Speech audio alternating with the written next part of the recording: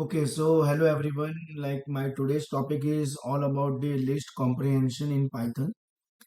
So list comprehensions are nothing but a precise way of creating a list using iterable objects like tuples, string, list, etc.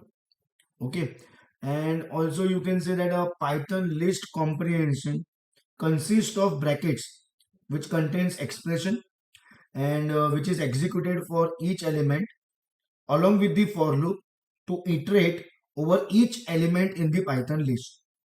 So I'm going to write very simple example that suppose we have numbers equal to and list 12 comma 13 comma 14, something like this, only three numbers. And now I'm writing one more variable, x is equal to, okay, and inside this square bracket what I will do, I will write um I into 2, that is the thing which I want actually, but after that I will write my for loop for I in, and we have numbers in that we have a list in variable numbers. So basically how it is going to check, first it will execute for loop, that means I in numbers. So in numbers the first element is 12, so this 12 will get copied into I, then it will come to this part and it becomes 12 into 2, answer is 24. So x becomes 24 for first iteration. Okay, and suppose if I write print and if I write x, okay, so what answer we will get is it will print 24, then it will print 26, and then it will print what, 28. So we will quickly just check that we are getting this output or not. I will just simply replace this file demo1.py. Okay, so now see 24, 26 and 28. Likewise, I can write one more example, and suppose if it is multiply by, instead of multiply by 2, suppose if it is power. Okay, so we can have one more asterisk sign, and we know it indicates 12 raised to 2, but we will write a small number actually. 2 raised to 2, 2 raised to 3 raised to 2, and 4 raised to 2, something like this, very small numbers, but other things will remain as it is only. Okay, so I will save this program and I will just quickly execute this program also. I'm getting answer 4, 9 and what, 16. And likewise, you can implement many programs using this, like for example, you can write this if condition also inside of this if you want to write.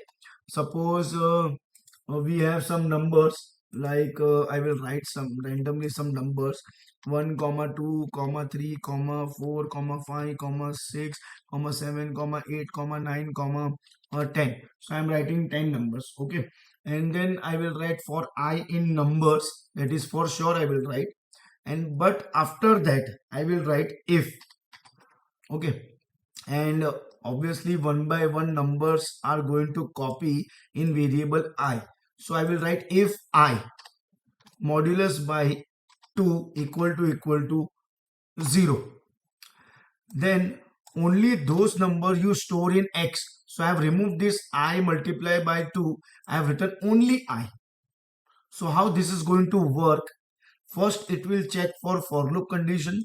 So one by one number will come, it will be in the I, then it will go on the right hand side, we have written one if condition.